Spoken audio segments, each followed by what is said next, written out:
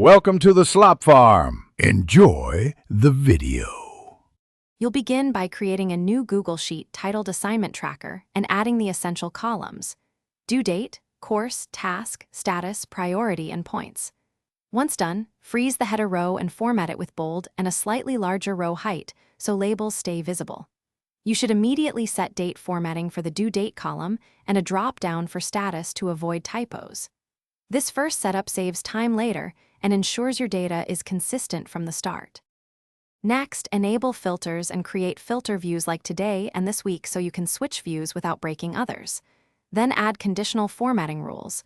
Overdue items turn red, due soon items orange, and done items green.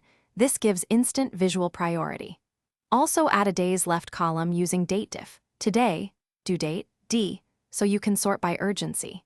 Make sure to lock header formatting and test the filter views. This keeps your workflow smooth as you add tasks. Finally, build a summary sheet that aggregates counts by status and course using COUNTIFs so you always see workload at a glance. Protect critical ranges to prevent accidental edits and share the sheet with view or comment access for collaborators. Once everything is live, test by entering a sample assignment and moving status to done.